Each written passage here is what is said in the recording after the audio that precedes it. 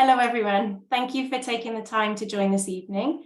So I'm going to be talking about what therapeutic play is, the reason why it's so important. I'm going to talk a little bit about mental health and some statistics, and I'm going to try to stop in between to give an opportunity for people to write in the chat so that we can share ideas, because I know that it's a great opportunity as well to share some of your strategies or your ideas, your experiences, and to sort of join heads to have an idea as a team how we can help young people. So I'll start by sharing a PowerPoint. What I'm going to do is share my screen. So if I just do this, bear with me 1 second.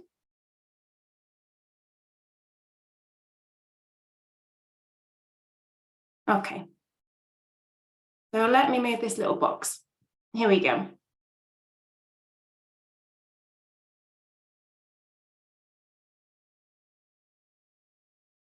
Okay, so we're going to have a look a little bit about mental health, the context of play therapy, neurobiological evidence of why it works, why do children need to play. We're going to look at a hand model of the brain, and then we'll have time for, I'd like to share with you some further reading links and also give opportunity for questions. So I'll just explain a little bit about myself first. I've been an online teacher with targeted provision for a year, and I'm a trainee certified practitioner in therapeutic play. So I've recently obtained my provisional certificate through APAC, which is the training arm of PT UK. So if you're wondering what that means, don't worry, I'm going to talk about what play therapy is. So my decision to become a play therapist began after 13 years of teaching experience in primary and special educational needs. And I've worked in schools in England, South Korea, Chile, and Spain. I found that time and time again, I observed how children with emotional difficulties and complex needs were struggling to learn, concentrate, and develop peer relationships. They were not coping with their education, and their well-being was suffering. And these children inspired me to go beyond the usual techniques, to try to find a new way of understanding. And I'm passionate about finding ways to reach children therapeutically. So a play therapist is someone who is a professional who has completed intensive training that has been accredited by a governing body. In the UK, this is PT UK or BAPT. And most therapists are graduates who have already trained in a profession to work with children, for example, social workers, teachers, and psychologists. And APAC is the leading provider of training for children's mental health practitioners worldwide, and it was established in 1998. Since then, it has grown to become the most successful and the largest provider of play therapy training in the world, operating in Africa, Asia, Australasia, as well as Europe. So how many young people have a mental health issue? UK's children's happiness with their lives continues to decline. In the last 3 years, the likelihood of young people having a mental health problem has increased by 50%. Further to that, 50% of all mental health problems start by the age of 14. So now, 5 children in a classroom of 30 are likely to have a mental health problem.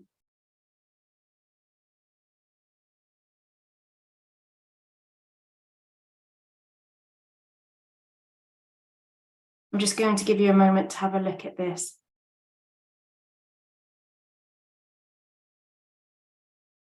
76% of young people with mental health problems aren't getting the help they need. 34% of those who get referred into NHS services are not accepted into treatment. The Young Children and Young People's Mental Health Coalition estimates 1.5 million will have new or worsening mental health because of the pandemic. Fewer than 40% of those under the age of 17 are able to, with a mental health condition, are able to access NHS support. So this can have a devastating effect.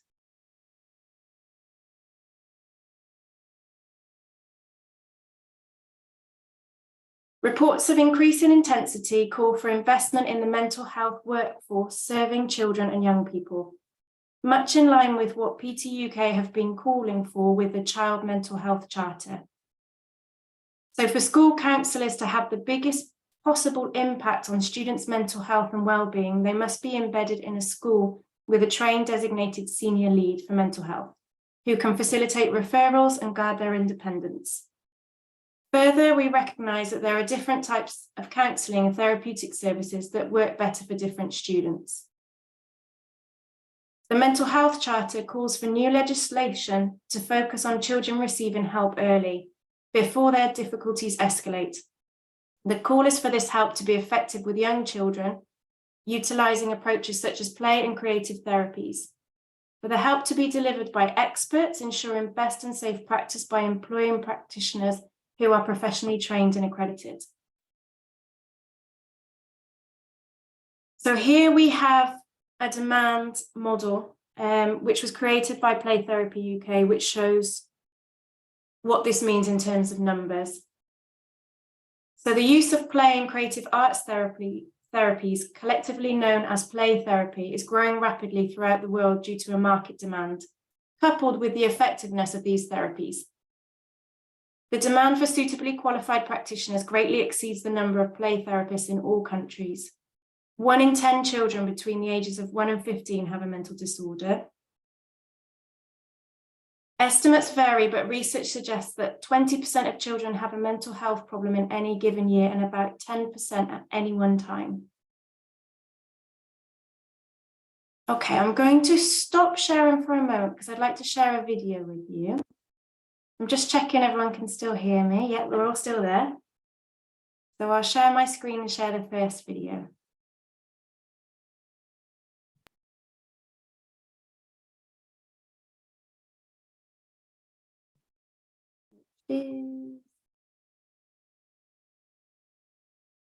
And then what I'll do is after the video, I'll stop so that we can just share some ideas.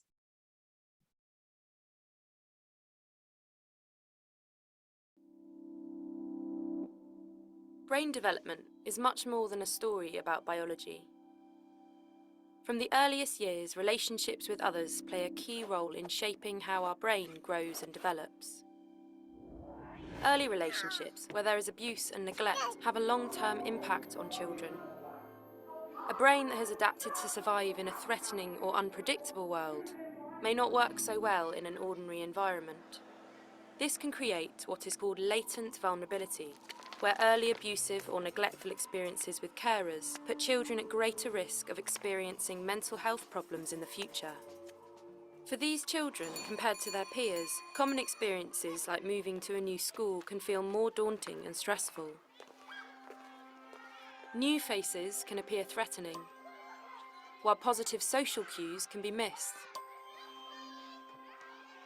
It can be harder to negotiate new social situations and learn to trust new people. Even fun experiences like joining a new sports team can be challenging. Too much focus on potential threat cues can mean missing out on positive social cues such as a playful nudge. Or it causes an overreaction, which leads to an increased risk of conflict and sometimes violence. These reactions can increase the likelihood of generating new stressful events. It's harder to deal with everyday challenges when you feel unconfident and anxious inside, and harder to build and maintain relationships. Over time, this can mean a child loses friends and the support of adults, and so misses out on opportunities to grow and develop. This social thinning can increase the risk of mental health problems in the future. Neuroscience research is beginning to shed new light on how vulnerability unfolds over a child's life. All children need care and stimulation from adults who value them and who show them attention and love. These experiences shape a child's brain development. When children face traumatic experiences like abuse and neglect, their brain adapts to help them cope. We know of changes in 3 different brain systems: the reward, memory, and threat systems. Experiences of domestic violence or physical abuse can lead to hypervigilance, where the brain reacts more to threat. This might help a child stay safe in an early adverse environment, but it can cause problems in more ordinary environments. Hypervigilance can best be understood as a pattern of adaptation rather than a sign of damage. Abuse and neglect can also mean a world where a child's basic needs for care and attention are not met.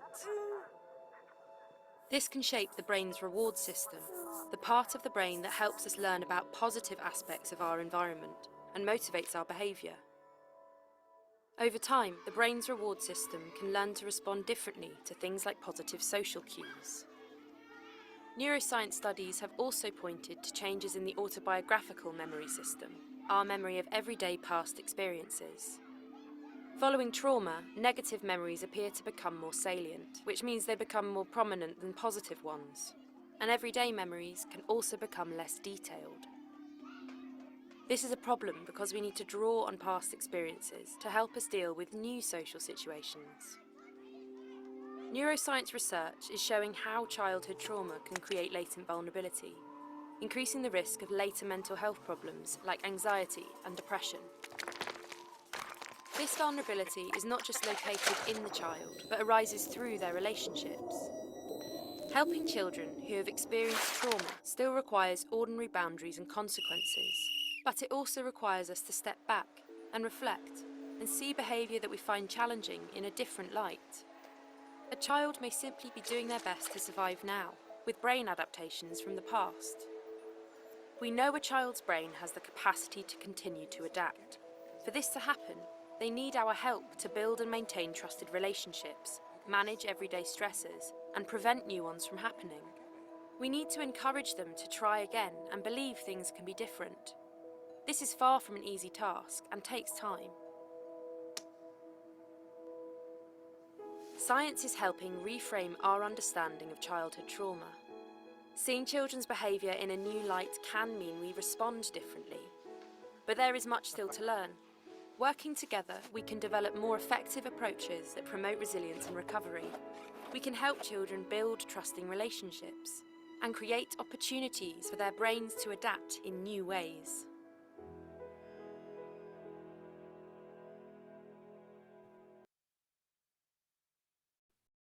Okay.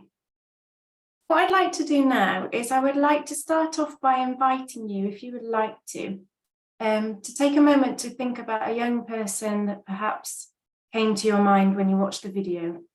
And I'd like to start the session with us sharing any thoughts or experiences related to a child that could be experiencing difficulties based on having had a trauma or problems with their mental health or social emotional difficulties, and to share some of these young people that we have in our mind and how they may be showing us that. And then towards the end of the session, I'd like for us to reflect on if the session has helped us to think of any ideas in which we could maybe offer them even more support. So if you'd like to, if you could, I'm going to try to copy and paste some of what you've put in the chat into one document so that we can all have a look at it. So I'll see how that goes, but I'll invite you to take a moment, and then anything you'd like to share, if you'd like to write it down, and we'll see if we can all have a look at that on a big picture.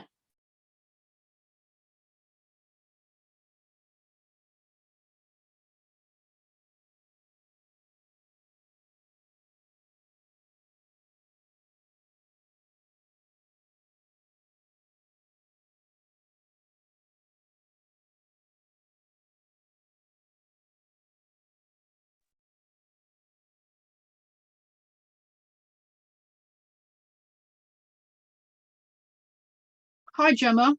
Hello, Rachel. Hi, sorry. I was just thinking, it just took me back to and to when I was working in a school, but also with some of our students that we teach, that you can't always go straight into the learning. It's about building up a relationship with them, and sometimes that comes quicker with others. But playing games, because sometimes they shut themselves down, they don't want to try, they're too afraid, they're too scared, you know, they're fearful. So by playing various different sort of games, whether they're word games or maths games, or you know, anything, just trying to build up that the repartee, you know, between you, and getting them to feel safe and secure within their environment. So that's just one thing that I just thought of there. That's amazing. Thank you so much for sharing. Absolutely, it's building that relationship and that trust, and a good way to do that is through play. Thank you for sharing. I'm going to also copy some of these, or maybe I can just give everyone the chance to have a. No, I'm going to copy them and paste them so we've got them on one document, because I've got some more coming in. Also, sorry, will we get a copy of your PowerPoint? Yes. Yeah, good stuff. I've also got a PDF I'm going to share with you as well, which is of a book that I think is incredible. So I'm going to be sharing some goodies. I'll maybe this is not possible. Okay, I'm going to share this with you so we can see them. So we've got, I'll let you all have a little read. If anyone else does want to speak up while I'm doing this, you're welcome to as well.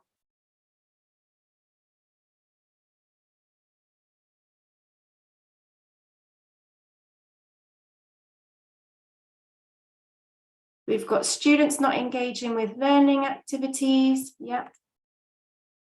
Exactly. There's a lot. And then we've got one of my young people had a huge meltdown attacking his father. When he stopped, we carried on with our session. He was so pleased that I've got the emoji above this part that I can't read it, that I hadn't left, as that was what happened every time at school. Yeah. And in relation to attachment, that could be, that's so important because you've proven that you will be there.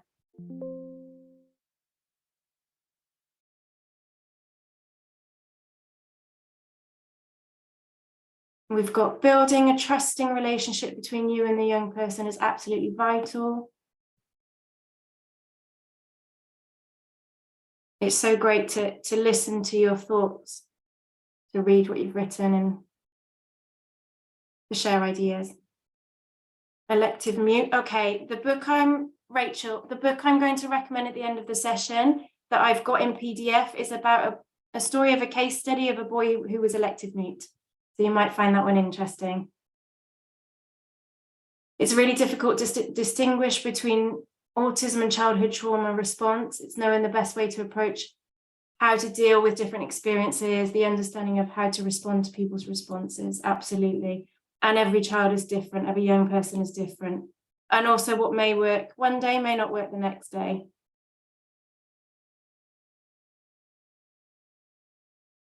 Avoidant with work because they have such little self-esteem. They're afraid to have a go at tasks in a lesson and have to be really cajoled to make a start. Yep, so you've got some of these young people in mind. Social thinning is very relevant. So many of our young people are isolated and miss social cues, are rejected, left to make their own decisions without guidance. Okay, I'm running out of room. I had a student that would not engage and I was using play to increase engagement in learning. Amazing. Thank you for sharing. Let's start a new page. And then maybe we need to just pause for a moment so that we continue and we can have more time at the end to add further ideas. Identifying is one thing, but strategies to help are few and far between. Okay, that's hopefully we can help with that by sharing some strategies that have been useful so that we can give some examples. Okay, a looked after child who finds it difficult to engage with face-to-face home tuition, who although likes the tutor, has to deal with lots of professionals coming into their home. Yeah, that's a different situation. Okay. Had a breakthrough with another young person who was really struggling to engage. I bought some paint and he played with it, said thanks. Lovely.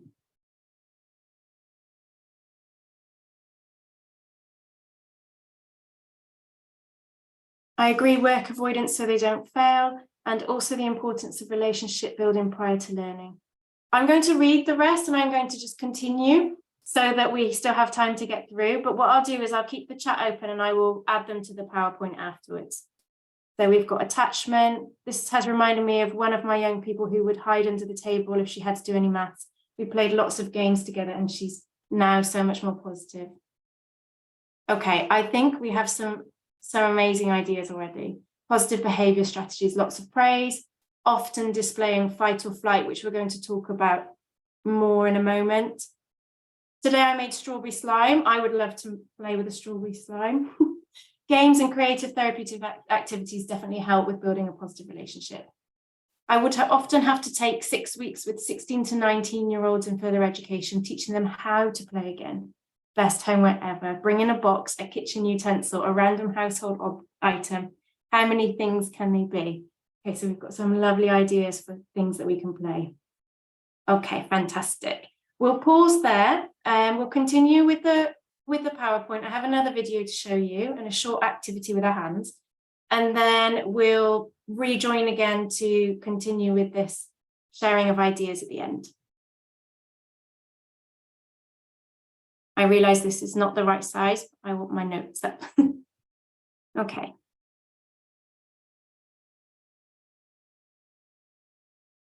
So as many of you are aware, and we've already discussed this, children express themselves through play. So play therapy is a form of child-led counselling for children who are experiencing social, emotional, or behavioural difficulties. As adults, when we have worries or we experience a tough time, we usually use words to express ourselves. So we might talk to a friend or a family member, or even a counsellor or a therapist. Most children are not equipped to verbally articulate strong emotions and experiences. They are, however, able to express themselves and show how they're feeling using the language of play. A child can simultaneously bring their past and their future directly into their present as they play. It's as if their play comes alive. Play becomes a window into a child's wishes, wants, and joys, but also a window into their fears, anxieties, and their worries. A window that's often left unseen. Learning how to speak their language of play can provide access into a child's world which is often left silent. Across 157,747 sessions, the time children spent talking equates to 1 minute in every 12.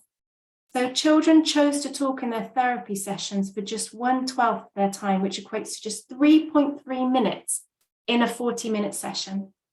And that is the research from PT UK is also with children who do speak. But obviously they're expressing themselves through their play in a way that they cannot express through their words. So to give you an idea of what play therapy is, in case you're interested, or maybe you work with a young person who may experience this one day, or you've heard about it, or you'd like to consider referring them for this, if that would be a possibility in the location that you're in. I'll give an example of what might play out in a session. So let's say a child is exploring their emotions through using puppets, and they begin to fight with the puppet in an aggressive way. Now, some professionals, some adults may stop this kind of play, maybe to gain insight, to ask questions. Who are they fighting? Why are they fighting? Where did the fights happen? Maybe they would use the same opportunity to educate by saying, we need to be nice to each other. Remember, people aren't for hurting. So as a child-centered play therapist, I deliberately don't do that, and it's a clinical choice. Here's why. Here, provided in this opportunity, the toys and playing and a safe, non-directive relationship, this child is able to share something with me, able to tell me something without a single verbal word. Now, we know a lot of adults that cannot verbally express what this child had shared with me, and sometimes we devalue the capabilities of children, especially when it comes to play. For example, and we do this with the best intentions, but sometimes we accidentally lead children's play with agendas that are important to us, without providing the opportunity for children to play what's important for them, without rules or conditions. So does that mean that anything goes in play therapy? No. A child should have as few limits or boundaries as possible, but as many as necessary. So in therapy, the limits that we have are They are boundaries, not rules. Sessions are usually 40 minutes, and time boundaries are considered to be very important because it adds to a sense of security by adhering to the beginnings and endings. And a child will be informed at the beginning that what happens in the play therapy room is confidential, unless they tell me that they are hurting, that they themselves are being hurt, or someone that they know. And the main boundary is that each time we enter the play therapy room, I will explain to the child that a reminder that I will only stop them if they hurt themselves, if they hurt me, or if they hurt something in the room. And these are some of the tools or toys or whatever we like to call them that we have in this room. So these are examples, and it's not a definitive or exclusive relationship between what I've put as the what it's aligned with, what each part of the toolkit is aligned with. So, for example, puppets could be aligned with physical and music with creativity and aesthetic experience. In the play therapy room, the toys are laid out in a deliberate way so that the child can access them and speak with them easily. So the toys and playing become mediums to prevent or resolve psychological and social difficulties. And children are free to use any of these, and often unconsciously play out the experiences that are troubling them, or express and externalize in some way the things that they're feeling on the inside. In doing that, children get to experience the enormous relief that comes with expressing difficult thoughts or worries. It gives children a chance to see their troubles from a new perspective, to ask for help if they need it, or to practice new ways of being and interacting with others. Neurobiological evidence. Why does play help?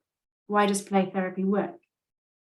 Cells that fire together wire together. So new neural pathways develop as we record new experiences, and play builds these. Brain plasticity enables change for the good through therapy. Change for the bad is what takes place through programming to patterns of abuse that may have already happened.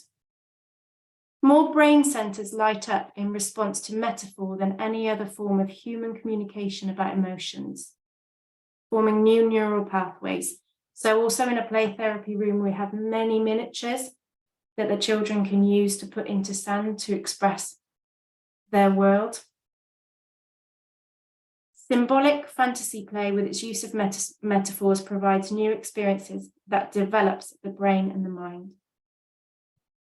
Okay, this is the part where I'm going to invite you. You don't need to turn your cameras on, but I'm going to invite you to actually use your hand to go through this hand model with me. So Dan Siegel's hand model of the brain helps us to demonstrate how we lose it when we get overwhelmed, as our brain moves through big emotions and into survival brain or panic zone. We're going to represent the different parts of the brain using our hands. Oh, sorry. Okay. We have 3 parts. The reptilian part keeps us alive.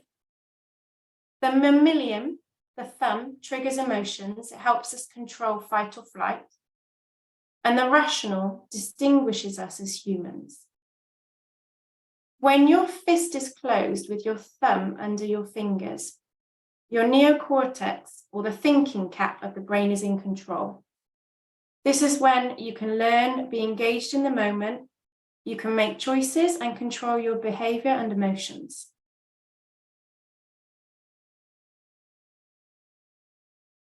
When you experience big emotions, your fingers lift up, the thinking cap falls off, and the neocortex is no longer in control.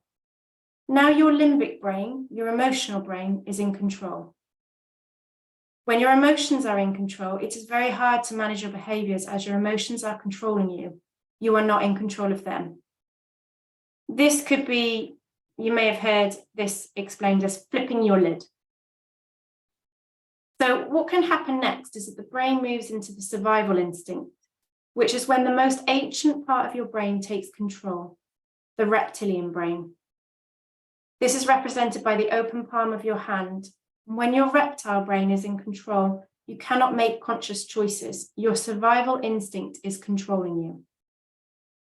Thank you for joining me in this demonstration. So what happens to an out of control child? I would prefer to say a child that is dysregulated. The same. The reptilian brain has taken over from the cortex.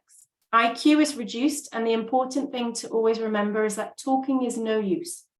The child has to be calmed through play and reflection. Some children are tormented by reptilian triggering of defense and attack impulses, or the mammalian brain cuts off from the feelings of love, and children are unable to form close relationships. We need to help the rational brain to coordinate with the emotional systems of the mammalian brain. And here we have play. So play therapy acts as a brain sculptor, quietening the amygdala. Brain research shows that parents and significant others dramatically affect the long-term chemical balance and actual anatomical structures in the child's brain, for better or worse, especially the hippocampus. Play aids the release of opioids and oxytocin. When you play, you do not feel aggressive or anxious. You feel calm and psychologically strong. You have a feeling that everything is well in your world. You feel safe. You have a deep sense of well-being. Your immune system works better. You are better able to learn. Play therapy contributes to the reduction of toxic stress, which enables the child to develop executive functions, working memory, self-control, and mental flexibility that are necessary for positive interactions with others and their environment. These sessions therefore help children to get their thinking caps back on, giving them a greater chance of reaching their full potential.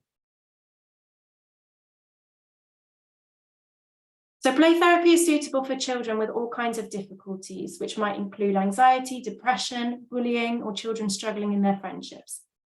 Children experiencing challenging behaviour, attention difficulties, or low confidence may benefit, as well as children who've been through a parent separation or any kind of loss, bereavement, abuse, or trauma. The hope would be that in the playroom they could experience within themselves the confidence and adequacy and the realization that things outside ourselves change. And many times we have little control over those elements, but if we learn to utilize our inner resources, we carry our security around with us. So how do we identify individual children? Every child is checked for physical health, eyesight, and teeth, so why not emotional and mental health? SDQ stands for Strengths and Difficulties Questionnaires. It is used to identify children who can be referred for play therapy practice. It's taken from Goodman, and it's actually, if you Google Goodman SDQ, you can see an example online, or I also have one if anyone's interested. And here we have some clinical evidence from PTUK that with over 12,000 cases, between 77% and 84% of children show a positive change through the use of play and creative arts therapies when delivered to PTUK standards. Every child that is referred to play therapy will have an SDQ score. So the Strengths and Difficulties Questionnaire will be completed by the person that refers them, which could either be the SENCO, a teacher, or a parent. And after 12 weeks, on average 12 weeks of sessions, the SDQ questions will be asked again. That's where the majority of this evidence comes from. Okay, now I have another video that I'd like to share with you. It's a short one. And I think it could be useful because it's the hand model of the brain, but it's actually an animated version for young people. So perhaps if any of you are working with young people who are aware of the difficulties they go through when they feel dysregulated, and you think that it could be something that they could verbalize and they'd be interested to view this, then I can share this link as well. So we'll just have a look at this. And then we'll have more time for sharing ideas.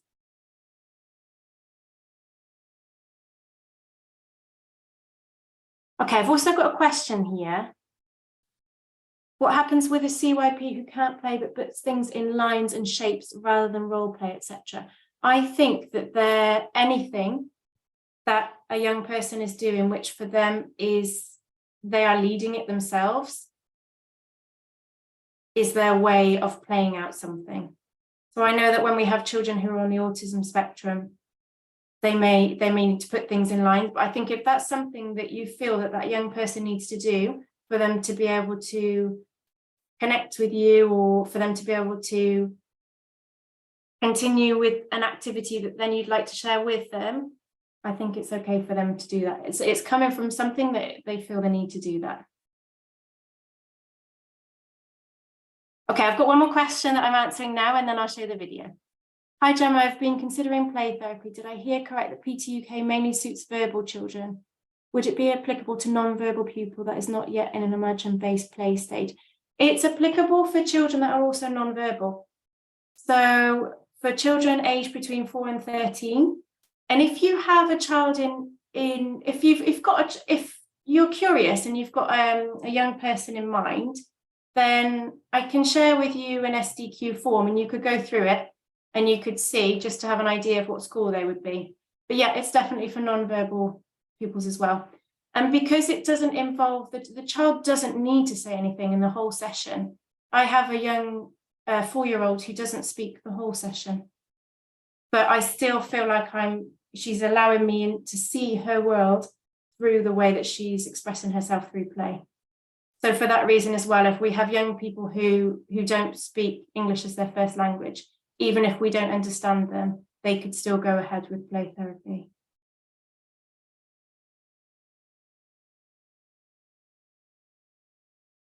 Okay. Yeah, thank you, Emma, for your comment as well. Yeah. And that's something that is really, that I will share in a moment as well. From a play therapist point of view, what we do is always non-judgmental. So it's almost that we're accompanying, we're creating a space for the child, but we're not judging what they're doing. Okay, great. Yeah, that's great, Alice, definitely.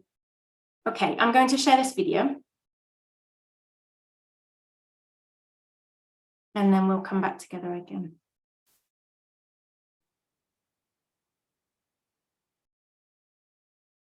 So this one is one that you could share with young people. If you think it's something that you could talk with them about and you could work together to find a way to help them.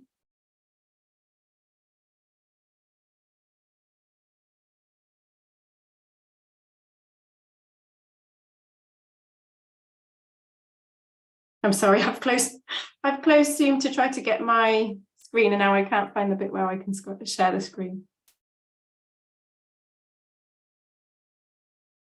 Okay, here we go. It's strange not having your faces on the screen.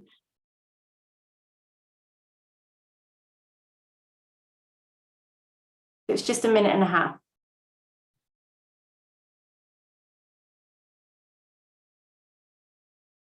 Allow me to explain. The model's good because it helps us all to understand what the brain does with emotions. We see it with our hand. Your wrist is like the brainstem where spinal cord and brain meet. It keeps the body breathing and makes sure your heart will beat. Your palm's the limbic system, known as our emotional brain. Regulating feelings is this area's domain. The amygdala's in the middle, that's your thumb just tucked right in. If it senses you're in danger, it will make an alarm begin. The alarm will send a message for our body to get alert, so that if we saw a lion, we would run and not get hurt. Though sometimes it will go off when there's no nearby threat, like if we're stressed at school or something makes us feel upset. The prefrontal cortex are your fingers that curl over. This important bit of brain can often work a little slower. The cortex is responsible for empathy and planning. It holds our values, problem solving, reflection, and understanding. Our brain works best in harmony when our fingers are down and closed. Our brain parts are connected. We feel calm and composed. When the amygdala sounds the alarm, our brain can flip its lid. It goes into survival mode. This happens lots when we are kids.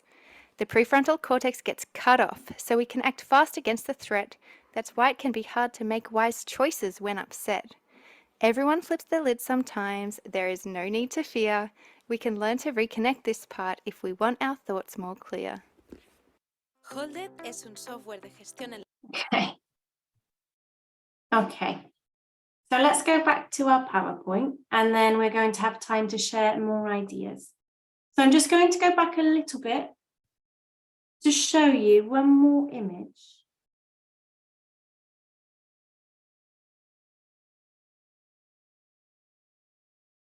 Here. So I'm just going to share with you this image so you can see it. And then what we can do is, again, take some time to share some ideas of the young people that you work with, and those what we talked about earlier, that they're not ready to just start with a learning activity. They need to build that relationship with you first. So let's imagine that you've just started a session, and this young person is not going to be starting what you've planned for the session. And with this toolkit, obviously, I wouldn't expect anyone to take a cool toolkit with them. But like we've talked about the strawberry slime, thinking that the young people you have in mind, or wherever, if you're online or if you're going into a setting, would there be anything that particular young person that would help them if they're having a moment where they are dysregulated and we need to try to calm their nervous system? So something I find really useful with the young people that I work with online is to play games where you can actually share the link with them, and then you can both play a game. So games like Pairs or Connect 4, where they've got the images, so they don't need to engage in conversation with you. But those games I find really useful, especially with a young person who doesn't like, she has sensory difficulty, so she doesn't like it when I speak. So we sometimes play that game in silence. So now I've just shown you this one. I'm going to go again to the blank one, and we can go back to the chat and write down any ideas. Okay, Rachel's put, my mood stars are really helpful, sharing emotions. Rachel, I've not heard of my mood stars. Can you tell me a little bit more?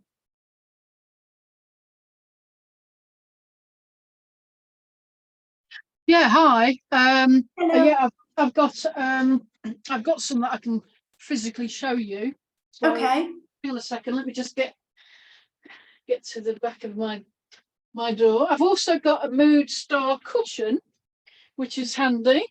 So it's got a happy face on one side.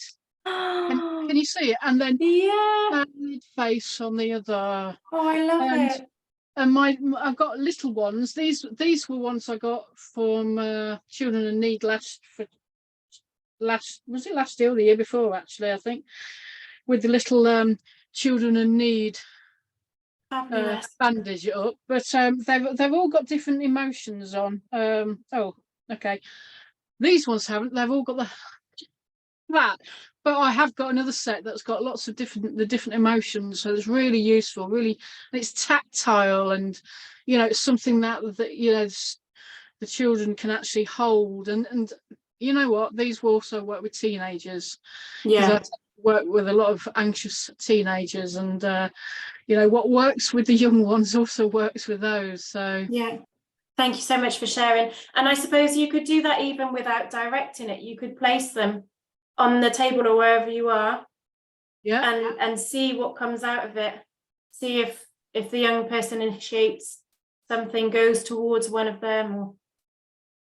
Yeah, that's right. And I've also got a variety of different worry monsters as well. A variety of different ones. There's just one, and I wrote a poem as well that goes along with it, so that I share. And it's just something different if a student is having difficulty accessing and stuff. So a variety of different little poems and stories and little meditations, just getting them to imagine trying to take them away somewhere where there's no stress, that there's no you're not depending, you're not asking them to do anything major academically. You're wanting to help them try to just engage, or just to listen. Yeah. So, do you tend to do that at the beginning of a session? Or do you do it if you feel the need arises throughout the session? You feel Yeah, like I mean, it's different with different students, you know. yeah. Say with a new student, maybe with a younger student, or sometimes, yeah, in the halfway through or a break, or whenever you're engaging with them, you know, if we're not getting anywhere, then we say, well, let's try this, or so. Fabulous. Or Thank you. even you can use it as a treat, you know, for the older ones, you can use it as a little carrot and say, okay, well, for the last few minutes and stuff, we can do, you know, so yeah, use it in lots of different ways. Fabulous. Thank you for sharing. That's okay.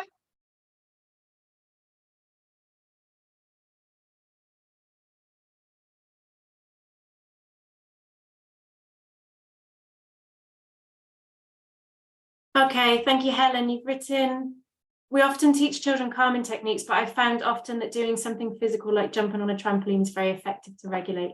Yeah, so obviously different children have different needs when it comes to movement, and that could definitely work for some of our young people. That's great that they're able to jump on a trampoline if you have one. I have a young person that I teach him when he's at home. So he's actually quite fond of Joe Wicks. So we try to do a Joe Wicks 5-minute session before he does any of his English or maths. Beverly said that 14-year-old used to get up and fix his bike. I would go and just watch him. After a few sessions, he would ask me to hold bits and pieces for him. The trust developed and I was able to give him a countdown of when we would resume work. However, this was also referred to as work. I think that's really lovely to read. Thank you for sharing. I think like we said before, without us even classifying what would be play, it's something that young person needs in that moment. And by you enabling that young person to show what he needs, you're building trust and you're building that relationship and that connection. If there's anything that I missed. Thank you, Emma, for sharing about the mood stars.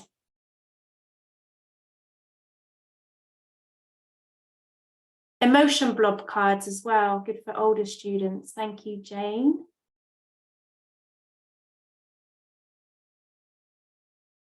Catherine has said, for more verbal students, I use a glow and grow routine. Twinkle has a note card for this. They glow at the beginning of the session by saying something they've learned, are proud of, have made progress in recently. They finish the session by growing, saying something they want to learn more about, improve. It's very affirming for them and helps them to see that they're always moving ahead. If appropriate, I also do this with them regarding something from my life. So you're modeling it as well. That's really lovely. Thank you for sharing.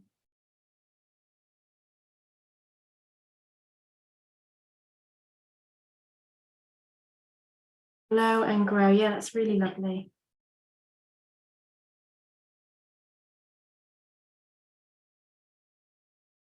I'm going to share a page with you now with some links for you. And then we can have 5 minutes if anyone would like to ask any questions. Let me just put this up. So this is the final part from me.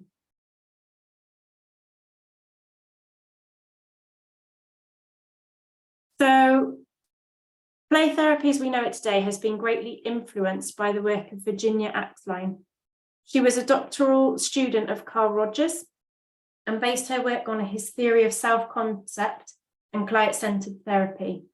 So I would recommend Dibs in Search of Self, especially as it's about a boy who is a case study and he would not talk. He would not talk, he would not play, and he was judged when this was written was in the 60s, so he was judged as being mentally defective, it says on the back of this. It's a really short read, but it gives an insight into how Axline created her model of play therapy based on it, and this one is specific to play therapy.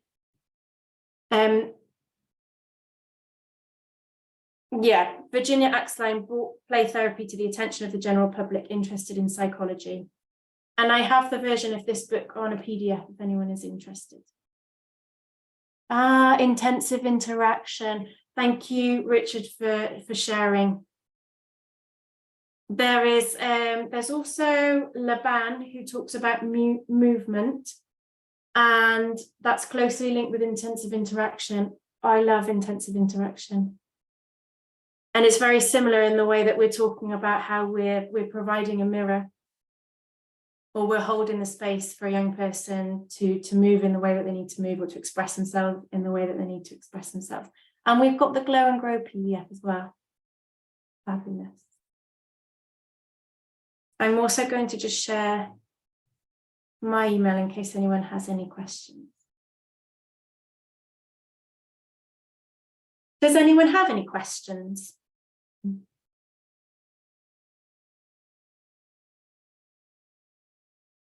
I'll just say one final thing, then I promise I'll stop talking. In play therapy, Gary Landreth says, what's most important may not be what you do, but what you do after what you did. And the point of this here today is that we start looking at play and childhood differently.